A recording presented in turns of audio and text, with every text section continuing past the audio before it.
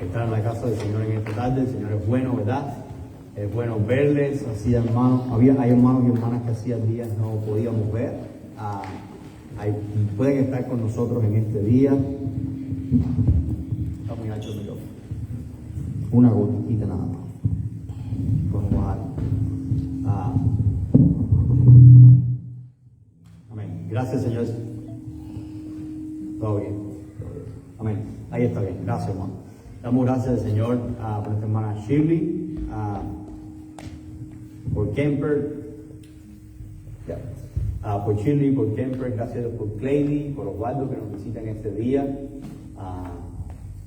El otro Osvaldo también nos visita en este día. Así que es una bendición poder estar en la casa del Señor en esta hora para estudiar su palabra. Yo les invito a que busquemos en 1 Corintios capítulo 12.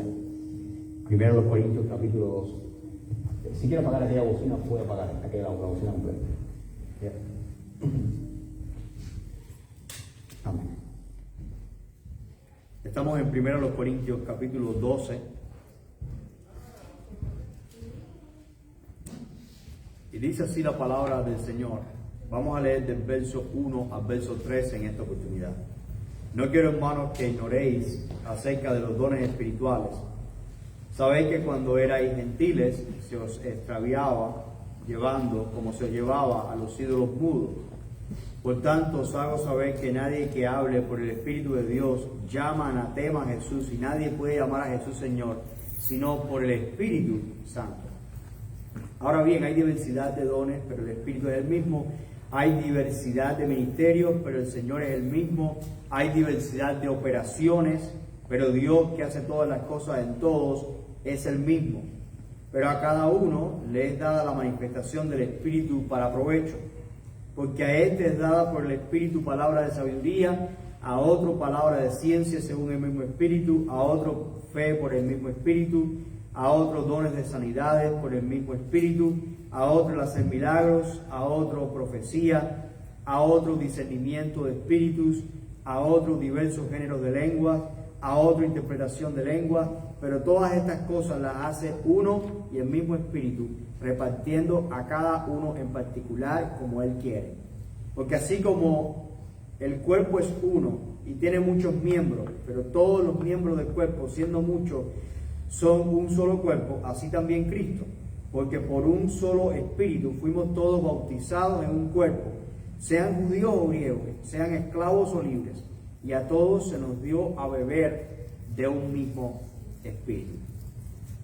Los problemas que Pablo confronta en la iglesia de Corinto se debían a la inmadurez de los creyentes. Los creyentes en Corinto, no podemos decir que todos, pero varios creyentes en Corinto eran espiritualmente inmaduros.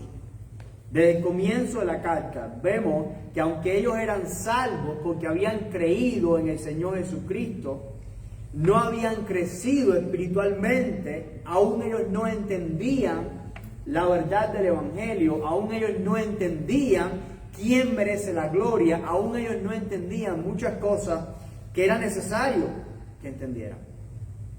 En 1 Corintios 3:1. Mira cómo le habla el apóstol a esta iglesia.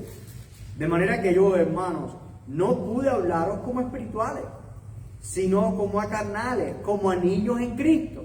Ese era el problema. Espiritualmente ellos eran bebés. Entonces, como ellos eran bebés espiritualmente, como no tenían un crecimiento espiritual, no estaban espiritualmente maduros, habían todos estos problemas que hemos hablado, problemas de divisiones, problemas de egoísmo, problemas de glotonería, problemas de cuánta cosa, de falta de reverencia, etc. Todo eso era causa de una inmadurez, porque eran niños en la fe, les faltaba ser maduros, y eso se demostraba en la forma en que ellos vivían, se demostraba en la forma en que ellos se comportaban en la iglesia, en todos los ámbitos de su vida. Un cristiano que no es maduro es un cristiano carnal, ¿no? Cuando vamos al zoológico hay una señal que dice cuidado, no toca a los animales. Hay animales que son peligrosos. Bueno, a veces deberíamos poner en la iglesia un cartelito que diga: en esta iglesia hay cristianos maduros y cristianos carnales. Porque a veces la gente va a la iglesia pensando que todos en la iglesia son maduros. ¿Sí? ¿Verdad que todos esperamos que cuando uno vaya a la iglesia, todas las personas en la iglesia son maduros? Pero no, la realidad es que no.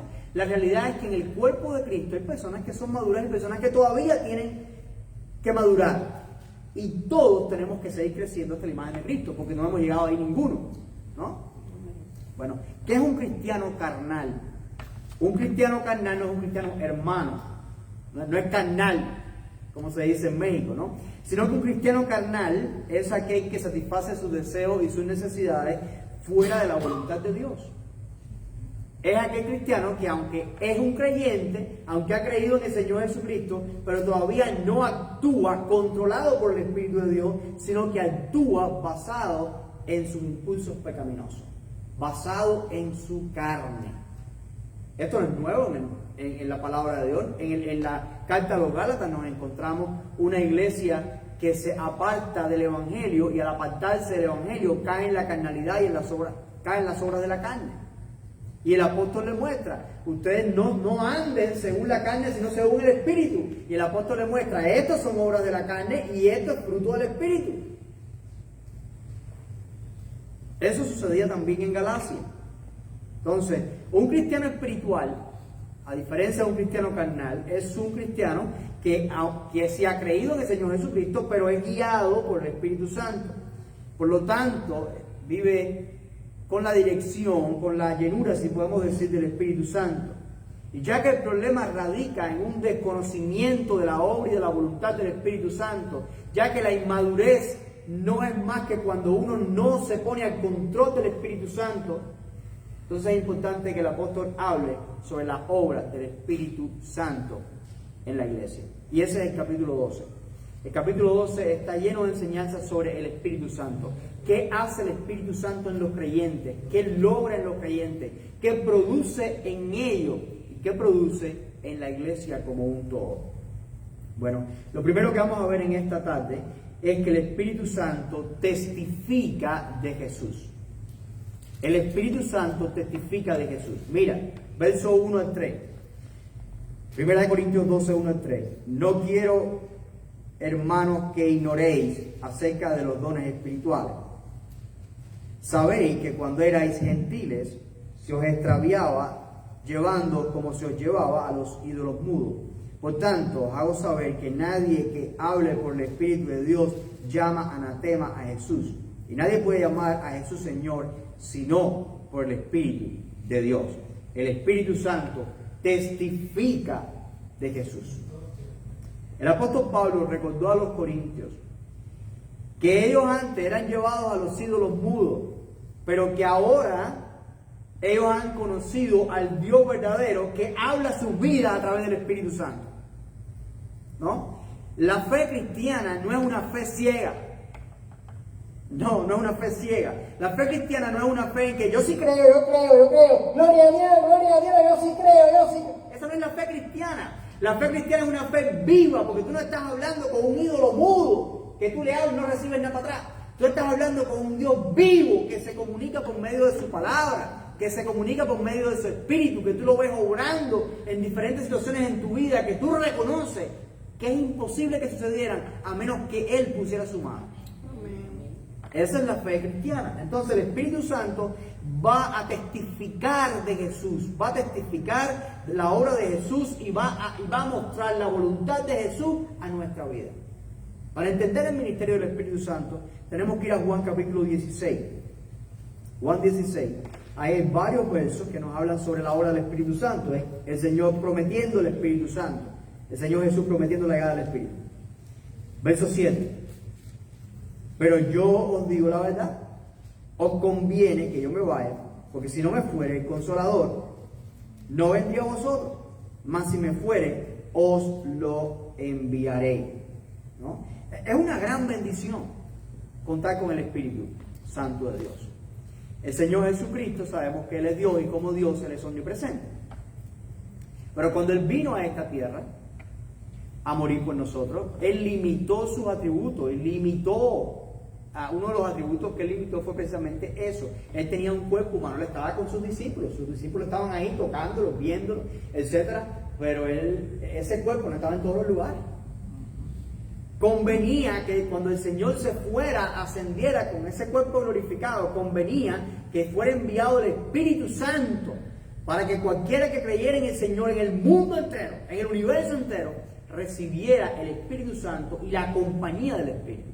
Entonces el Espíritu es consolador, la palabra en griego es paracleto, y lo que significa es como un abogado defensor, es uno que va contigo, uno que va al lado tuyo para defenderte, para guiarte, para acompañarte, para pelear por ti, uno que está contigo. Entonces, es una gran bendición. Ese es el verso 8 al 11. Juan 16, 8 al 11. Cuando Él venga, cuando el Espíritu venga, convencerá al mundo de pecado, de justicia y de juicio. De pecado por cuanto no creen en mí. De justicia por cuanto voy al Padre y no me veréis más. Y de juicio por cuanto el príncipe de este mundo ha sido ya juzgado. El Espíritu Santo convence al mundo, ¿verdad? Está hablando del mundo, está hablando de los no creyentes, de tres cosas necesarias para que ellos crean en Jesús. Lo primero es de pecado. Si las personas no reconocen que son pecadoras, no se van a arrepentir, no van a confiar en Jesús y no van a entender que Jesús vino a morir por sus pecados. Es el Espíritu el que convence a una persona de que él o ella es pecador. Hay una persona que ha estado viviendo en pecado por muchos años, ha estado disfrutando el pecado hasta los huesos, pero en un momento escucha la palabra del Evangelio y de pronto esa persona se quebranta, ¿verdad? Y empieza a llorar y dice, perdóname, Señor. Que esa convicción de pecado, ¿quién trajo esa convicción de pecado al corazón humano? El Espíritu Santo de Dios. Él convence de pecado. Sin eso no hay salvación. Él convence de justicia. Los discípulos de Jesús podían ver la justicia en dos pies, ¿no? Podían ver a la justicia viva, ver a Jesucristo el justo entre ellos. Pero una vez que el Señor Jesús se va, ahora, ¿quién convence al mundo de lo que es justo? ¿Quién convence al mundo de lo que es bueno? ¿Quién convence al mundo de lo que es bueno y lo que es malo? El Espíritu Santo de Dios lo hace. Y convence al mundo de juicio. El Espíritu Santo convence al mundo de juicio divino. El mundo, siguiendo la rebelión de Satanás, es condenado por su injusticia. Y lo que queda es un juicio inminente. Y solamente somos librados de ese juicio inminente que viene cuando nos arrepentimos de nuestros pecados por fe. Entonces tenemos que reconocer que somos pecadores, tenemos que reconocer que no somos justos y que necesitamos la justicia del que es justo y que murió por nosotros, y eso lo hace el Espíritu Santo. Quien nos convence de eso es el Espíritu Santo. Amén. De lo contrario, nosotros estamos con una venda en los ojos y pensamos que somos perfectos y que no necesitamos de Dios, como está la mayoría del mundo. Basado en estos versos, nadie puede ser salvo a menos que sea convencido de pecado, justicia y juicio. Nadie puede ser salvo sin la obra del Espíritu Santo. Pero también en Juan 16, 2 y 13, dice, aunque tengo muchas cosas que deciros, pero ahora no las podéis sobrellevar. Pero cuando venga el Espíritu de verdad, Él os guiará a toda la verdad. Porque no lo hará por su propia cuenta, sino que hablará todo lo que oyere y os hará saber las cosas que habrán de venir. Toda la verdad y las cosas que van a suceder después y las cosas que van a venir. ¿De qué está hablando el Señor? El Espíritu Santo guió a la iglesia del primer siglo y a los apóstoles para que se terminara la revelación del Nuevo Testamento. ¿Verdad? Todas las cosas que el creyente necesita para crecer espiritualmente, para vivir en justicia, están en la Escritura. Y cuando el Señor Jesucristo estaba diciendo esto en Juan capítulo 16, no se habían escrito las cartas del apóstol Pablo, no se había escrito el Apocalipsis, las cosas que vendrán después, pero podemos decir que tenemos toda la información, toda la Escritura la tenemos, ¿verdad? El Espíritu Santo es quien ha dado a conocer a la iglesia todas las cosas por medio de su palabra. Y el Espíritu Santo revela la voluntad de Cristo al creyente. Él nos guía a la verdad que Él mismo ha inspirado. El Espíritu Santo nunca va a hacer o va a decir algo en contra de la verdad que Él mismo ha inspirado. Amén.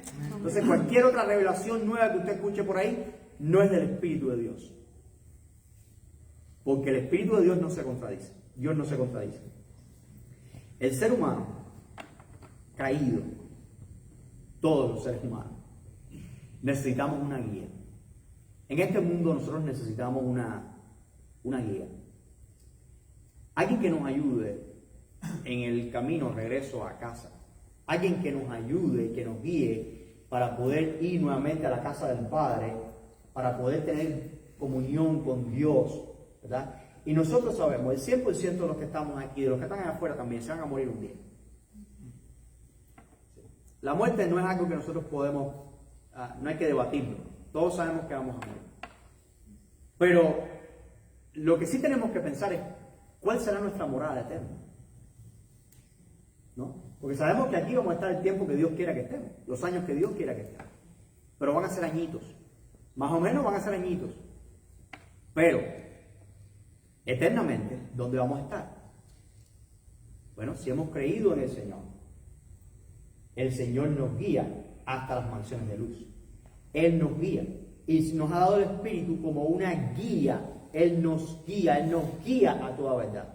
El verbo griego para guiar, cuando dice aquí que el Espíritu guía, es una palabra que se usa para referirse o a los falsos profetas que guían a las personas a un mal lugar, o a Dios siempre guiándonos a su presencia.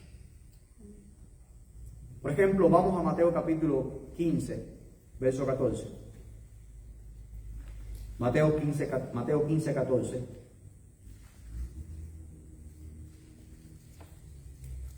Podemos leer desde el 13.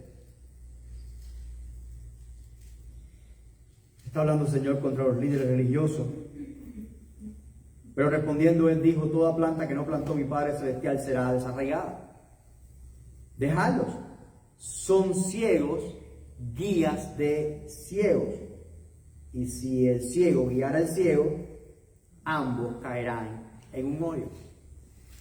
Si yo, habiendo perdido mi camino a casa, si yo habiendo perdido mi relación con Dios, si yo como ser humano perdí esa relación con mi Creador, soy guiado por otra persona como yo, no vamos a perder los dos, porque los dos estamos en la misma. Yo necesito la ayuda del Espíritu de Dios mismo, para que me guíe de nuevo a regreso a casa. ¿Entienden lo que quiero decir? Amén. La obra de Dios en el Nuevo Testamento es que Él nos guía. Vamos en Juan ahí 16, 13.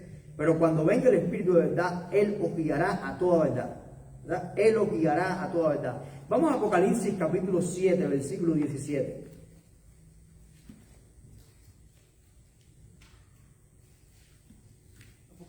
Apocalipsis 7, 17.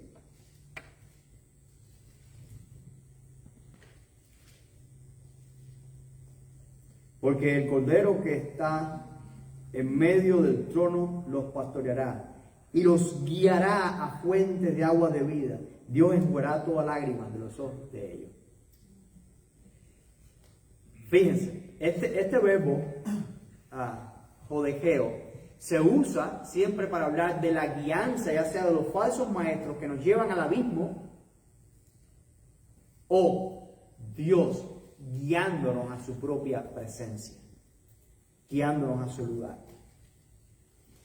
En Juan capítulo 16, versículo 14, vamos a seguir viendo la obra del Espíritu. Dice, Él me glorificará, el Espíritu glorificará a Jesús, porque tomará de lo mío y os lo hará saber.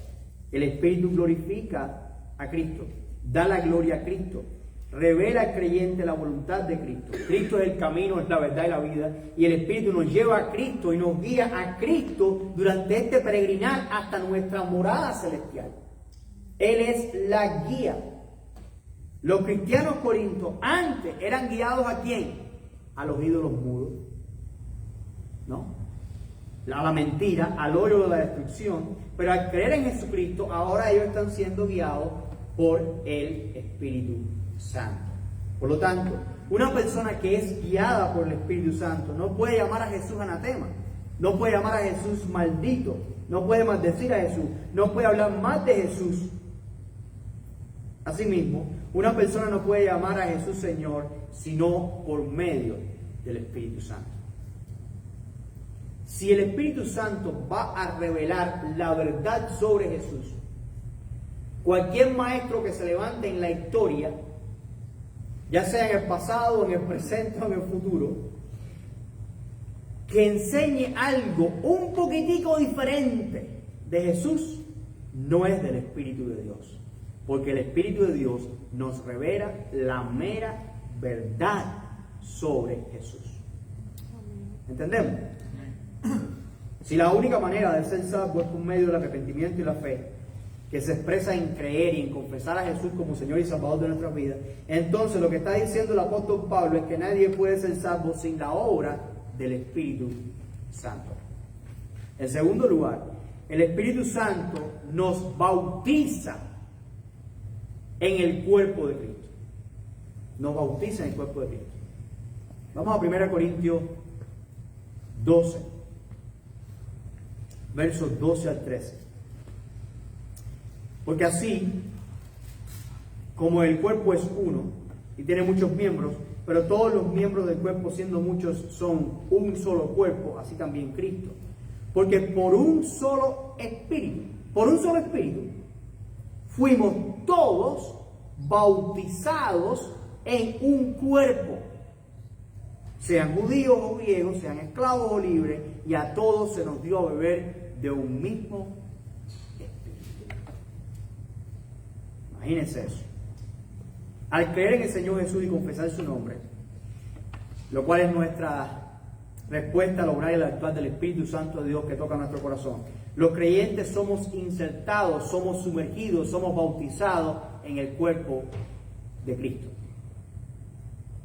Imagínense un desierto, ¿no? Un desierto como este mundo. La mejor ilustración para este mundo es un desierto, donde no hay nada, ¿no? Lo único que hay es roca, calor, serpiente, un desierto. De pronto, tú ves una fuente de agua viva. Estás muriéndote de sed. El calor te está matando. Y tú te tiras en esa fuente de agua. Tú te sumerges. Tú te metes en esa fuente, en ese oasis, en esa fuente de agua. Y tú tomas de esa agua. Bueno, el Espíritu Santo es así. Él no, en el medio de este desierto del mundo, Él nos mete, nos sumerge en una fuente de agua viva. Y nos da a beber de Él. Amén. Sacia nuestro sed y refresca nuestra vida. Amén. En Juan capítulo 7, el Señor nos da una ilustración muy parecida. En Juan capítulo 7, versos 37 al 39. El último y gran día de la fiesta, Jesús se puso en pie y alzó la voz diciendo: si alguno tiene sed, venga a mí y beba. El agua está aquí, ¿verdad? Venga a mí y beba. El que cree en mí, como dice la Escritura, de su interior correrán ríos de agua viva. Y esto dijo el Espíritu que habían de recibir los que creyesen en Él. Pues aún no había venido el Espíritu Santo, porque Jesús no había sido aún glorificado. Nosotros sabemos que ya Jesús fue glorificado, ascendió y el Espíritu Santo descendió desde el día de Pentecostés. Quiere decir que cualquiera que cree en Jesús, de su interior corre ríos de agua viva. Eso está hablando del Espíritu Santo de Dios. Cuando el Señor Jesucristo decía, cuando habló con la mujer samaritana, le dijo a la mujer samaritana: si tú bebes del agua que yo te doy, no vas a tener sed jamás. ¿De qué está hablando? Está relacionado solamente 3 capítulos atrás. Cuando Él dice que Él es el pan de vida y quien come de Él no tendrá hambre jamás, ¿de qué está hablando? Mira, no está hablando de la fe. No está hablando, no. ¿Por qué no está hablando de la fe? Porque la realidad es que muchas veces en la vida cristiana a veces nos puede fallar la fe. Nos está hablando de algo que es constante, algo que es inmutable, y ese algo no es un algo, es alguien que está en nosotros.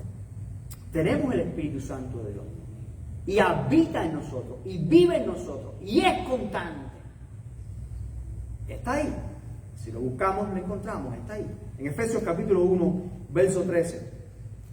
Efesios capítulo 1, verso 13, nos dice, en Él, habla en Cristo, es decir, en Cristo también vosotros, habiendo oído la palabra de verdad, el evangelio de vuestra salvación, y habiendo creído en Él, fuisteis ¿qué? Sellados con el Espíritu Santo de la promesa. Entonces, en Juan tenemos que el que cree en el Señor Jesús, de su interior van a correr ríos de agua viva. Somos saciados eternamente por medio del Espíritu que recibimos. Ahora en Efesios se nos dice que somos sellados por ese Espíritu. Somos marcados por ese Espíritu. Pertenecemos a Dios, somos de Dios, somos de Él. Cuando recibimos el Espíritu Santo. Y el apóstol Pablo nos dice en 1 Corintios 12 que todos, está hablando de todos los creyentes han sido bautizados en un cuerpo por el Espíritu Santo. ¿Entendemos? Esa experiencia de ser bautizados con el Espíritu Santo sucedió después de la llegada del Espíritu Santo, el día de Pentecostés. Recuerda en Hechos capítulo 1, verso 5. Si Jairo ya primero. No hay quien gane aquí. Hechos capítulo 1, verso 5. Es bien ahora. Porque Juan ciertamente bautizó ¿con qué? Con agua. Mas vosotros seréis bautizados con el Espíritu Santo dentro de no muchos días. Ese bautismo con el Espíritu Santo no se refiere a una segunda experiencia ni a un avivamiento especial después que uno es cristiano. Se refiere a la salvación misma. En el momento en que creemos, somos bautizados por el Espíritu en un cuerpo, en el cuerpo de Cristo. Nunca en la Biblia, y si tú encuentras pasaje, ayúdame, yo no me sé toda la Biblia. Nunca en la Biblia los creyentes son llamados a ser bautizados por el Espíritu Santo. No hay un solo pasaje que yo encuentre que diga sean bautizados con el Espíritu Santo. La razón por la cual los creyentes no somos llamados a ser bautizados en el Espíritu Santo es porque no tiene sentido, porque ya lo fuimos cuando creímos. Todos los creyentes han sido bautizados por el Espíritu en un cuerpo, en el cuerpo de Cristo. Hemos sido sumergidos en el cuerpo de Cristo, hemos sido insertados en el cuerpo de Cristo. Amén. Lo que sí los creyentes son llamados es a ser llenos del Espíritu Santo. Eso sí es un mandamiento. En Efesios 5:18.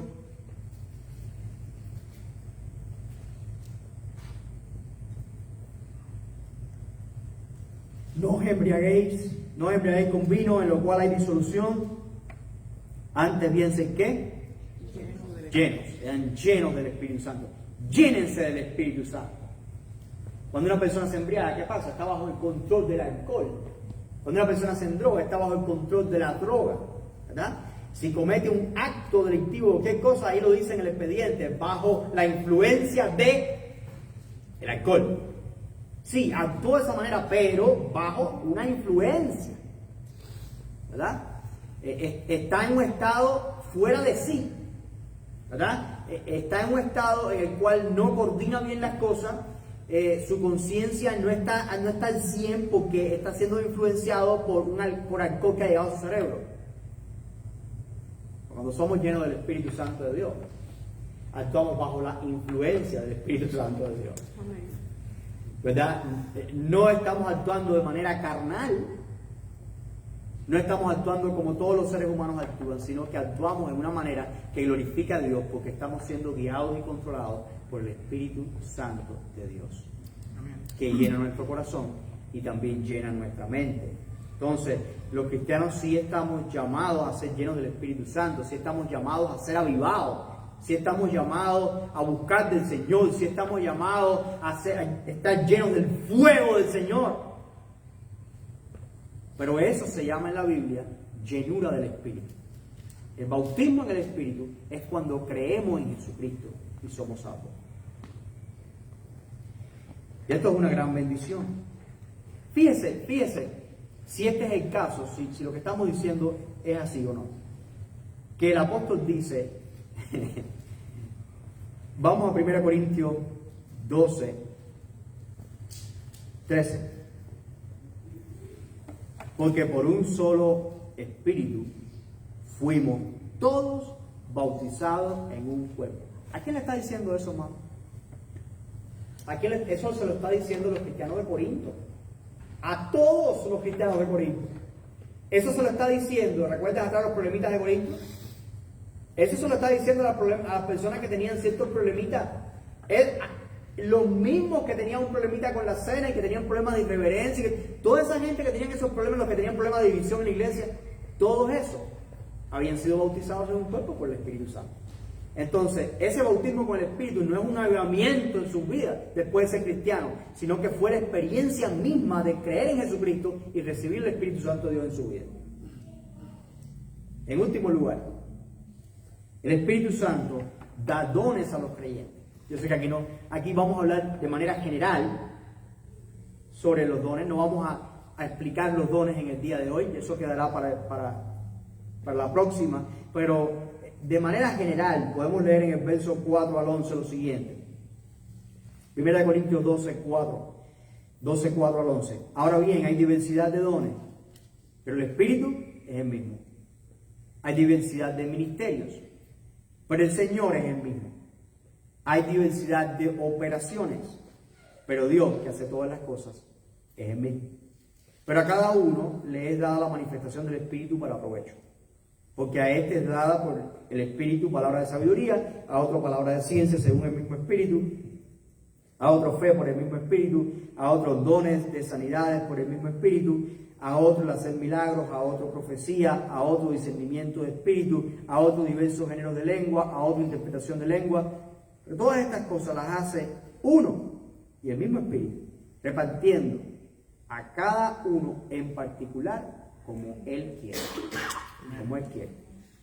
Cada creyente es salvo por la obra del Espíritu Santo, pero el propio Espíritu nos da dones para provecho del cuerpo de Cristo. ¿Usted escuchó eso por ahí en algún lugar? Sí.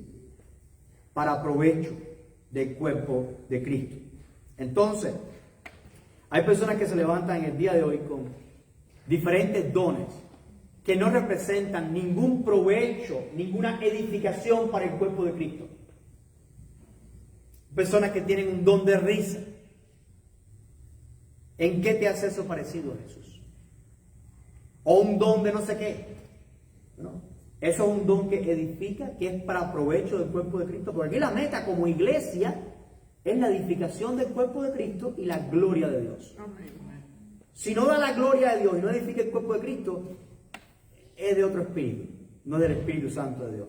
El Espíritu de Dios va a glorificar a Jesús y va a hacer a los creyentes crecer para que se parezcan a Jesús, para que Jesús reciba la gloria. Ahora, pero hay tres cosas de las que se habla aquí que es importante definirlas de manera sencilla. La primera es dones. Los dones dones espirituales son habilidades sobrenaturales del Espíritu Santo que Él da para beneficio de su iglesia. Habilidades sobrenaturales que el Señor da para beneficio de su iglesia. Nosotros las podemos ver como muy naturales, pero en realidad es que si todas las personas no tienen el mismo don, pues entonces es algo que es más que natural, es algo que Dios da a los creyentes para que lo pongan en función del reino de Dios. Vamos a poner un ejemplo.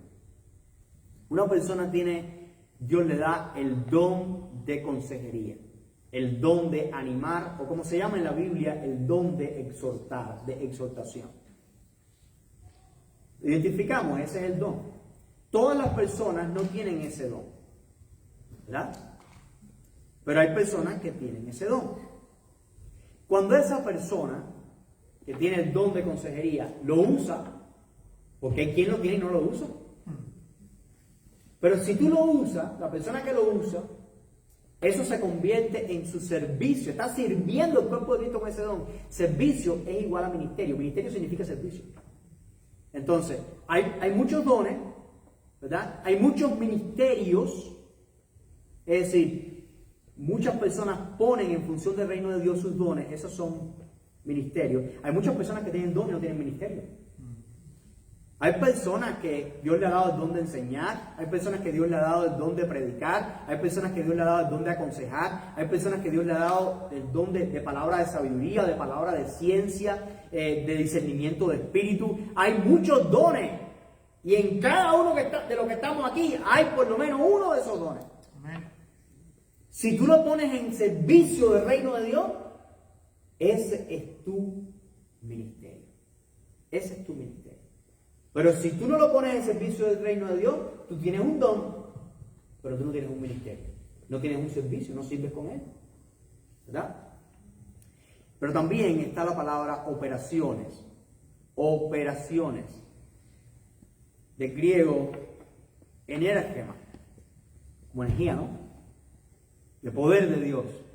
Operaciones. La actividad de Dios. Las obras poderosas de Dios en nuestras vidas a través del Espíritu Santo. El Espíritu Santo de Dios es poder. ¿Están de acuerdo conmigo? Amén. Cuando nos da un don, eso es un don poderoso. Todos los dones, ¿verdad?, que el Espíritu Santo de Dios da son dones poderosos. Cuando los ponemos en práctica, entonces eso es nuestro ministerio. Pero cada vez que lo ponemos en práctica, es Dios quien nos va a usar a nosotros para que ese don sea efectivo. Y todas las obras que resultan o que vienen como resultado de ese don son energemas, son operaciones poderosas de Dios a través de ti. Imagínate que una persona esté en depresión. Está pasando por un momento de depresión en su vida, ha creído una mentira del diablo y cayó en una depresión. El hermano o la hermana que tiene el don de consejería habla con esa persona, le muestra la verdad de la palabra de Dios y el muro en la vida de esa persona se cae y se derrumba y esa persona es liberada de la depresión.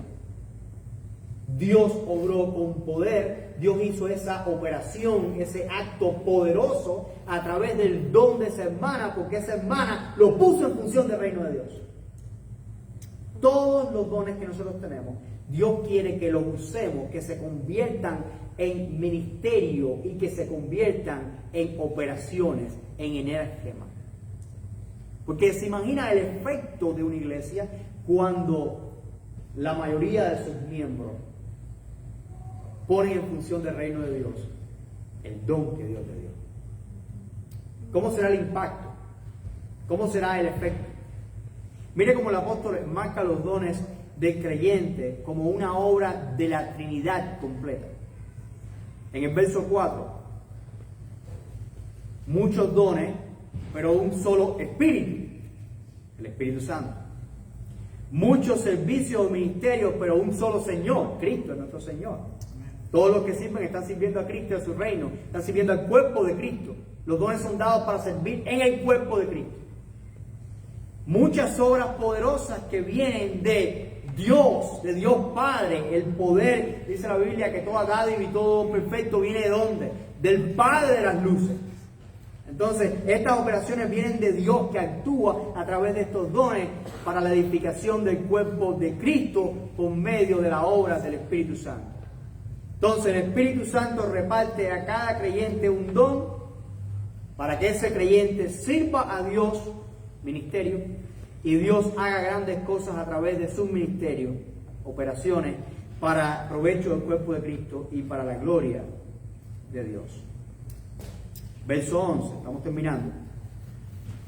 Pero todas estas cosas las hace uno y el mismo Espíritu, repartiendo a cada uno en particular como Él quiere. A cada uno en particular. ¿Sabes qué dice este pasaje? Que no hay un solo creyente que no tenga un don. El Señor, el Espíritu de Dios ha dado a cada uno un don. Ahí están los creyentes inmaduros y los creyentes maduros. Dios quiere que todos maduren y que entiendan el llamado de Dios y lo que Dios quiere hacer. Este es un buen motivo de oración. Efesios capítulo 1, verso 19.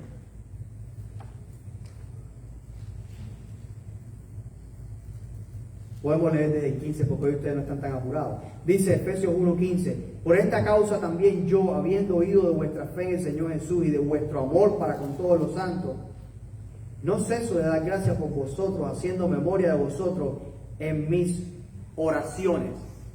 Palabra oraciones, todo lo que voy a decir ahora es parte de la oración. ¿Por qué ora el apóstol Pablo? ¿Por qué oraba? Para que el Dios de nuestro Señor Jesucristo, el Padre de gloria, os dé espíritu de sabiduría y de revelación en conocimiento de Él. Él oraba para que los creyentes conocieran más a Dios, alumbrando los ojos de vuestro entendimiento, para que sepáis cuál es la esperanza a que os ha llamado y cuál es la riqueza de la gloria de su herencia en los santos. No solamente oro para que ustedes conozcan a Dios y lo entiendan, conozcan a Dios, pero también para que ustedes sepan la esperanza que tienen en Cristo. Y cuál, otro motivo de oración, la supereminente grandeza de su poder para con nosotros los que creemos, según la operación del poder de su fuerza, la cual operó en Cristo, resucitándolo de los muertos y sentándole a su diestra en los lugares celestiales, sobre todo principado y autoridad y poder y señorío, y sobre todo nombre que se nombra, no solo en este siglo, sino también en el venidero.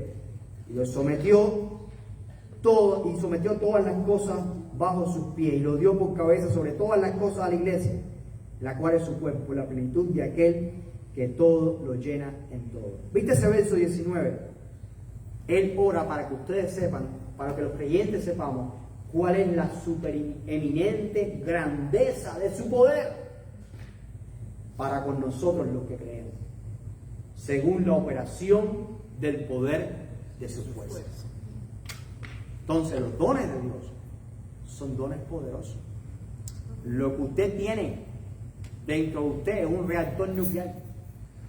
Lo que usted tiene dentro de usted es el poder de Dios.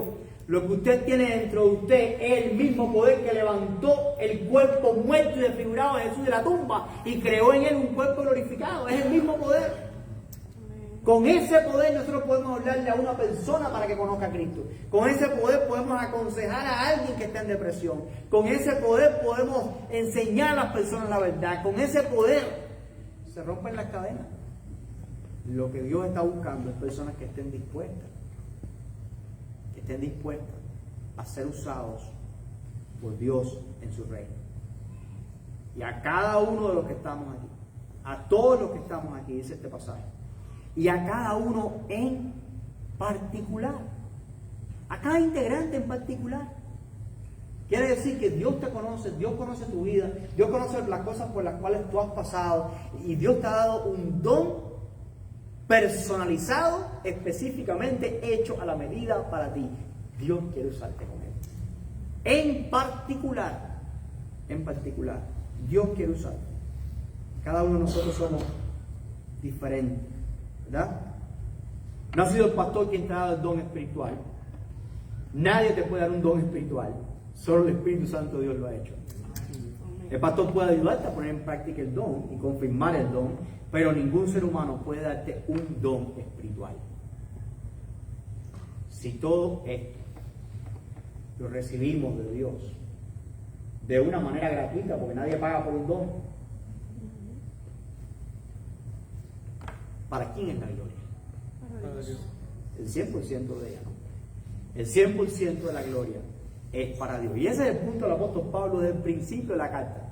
Entiendan que es Dios quien merece la gloria.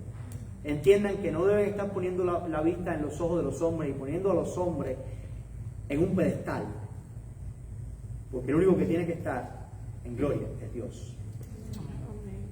Si tú has creído en Jesucristo y has recibido el Espíritu Santo, y si has recibido el Espíritu Santo, ya tienes por lo menos un don. Y si tienes un don, ¿cuál es tu don y cuál es tu ministerio? ¿Lo estás poniendo en práctica en función del cuerpo de Cristo? Si tienes un don, ¿dónde están las operaciones de poder de Dios a través de tu vida? ¿Dónde están esas operaciones? ¿Dónde están las obras del poder de Dios a través de ti? Una razón por la cual la iglesia no es edificada como Dios quiere es porque los creyentes ignoran a veces sus dones espirituales y otras veces no la ponen en servicio del reino de Dios. Pero entre nosotros, esa no tiene que ser la realidad. Si entendemos la verdad de Dios, podemos orar desde hoy mismo, ahorita mismo, en este momento, y decir: Señor, muéstrame cuál es el don que tú me has dado. Y si ya tú identificaste el don, Señor, ayúdame a usarlo para tu gloria. Ayúdame a amplificarlo. ¿Me explico? Amén. Si mi don es predicar, yo no puedo quedarme con predicar una vez a la semana, una vez al mes o una vez cuando me inviten. Yo tengo que predicar todas las oportunidades que yo pueda predicar. Porque yo quiero ver energema, yo quiero ver obras de Dios. Yo quiero ver a Dios glorificado. Si Dios te ha dado el don de servicio a través del canto, canta en todos lados, canta en la ducha, canta donde quiera, canta en el mercado, canta aquí, alaba a Dios. No te calles, sirve a Dios con el canto. Si tu don es aconsejar, párate en la parte de atrás de la iglesia y cada vez que tú veas a una persona con la cara así, pregúntale: ¿cómo puedo orar por ti? ¿Puedo orar por ti? ¿Qué Dios te ha dicho esta semana? ¿Qué palabra tienes de Dios? Usa ese don de manera intencional para que veas esa secuencia de dones, ministerios y operaciones de Dios a través de ti. Esa secuencia del Espíritu Santo dándote el don, del Señor Jesucristo guiando tu ministerio y del Padre dándote el poder para vencer. Oremos. Padre que estás en los cielos, te damos las gracias por esta tarde, gracias por tu misericordia y tu verdad. Reconocemos que muchas veces en nuestras vidas y en nuestro ministerio, el enemigo trata de desconcentrarnos del don y trata de desviarnos del don y del llamado que tú nos has hecho. Pero yo te pido que tú nos des claridad. Si hay hermanos o hermanas en este lugar que aún no saben o no están seguros o seguras del don que tú les has dado, yo te pido que tú hables a sus vidas y que tú muestres, oh Señor, a sus corazones claramente cuál es ese don que tú les has dado para que lo pongan en servicio de tu reino. Padre, queremos ver que esta iglesia se llene de obras de tu poder. Amén. Para gloria de tu nombre. Padre, mientras más obras veamos de tu poder, más alto va a ser el grito de gloria de este lugar. Nosotros sabemos que tú obras de una manera que nosotros a veces no entendemos. Y nosotros sabemos que tú estás obrando siempre. Y tú siempre que obras, obras con poder. Y nosotros confiamos en eso.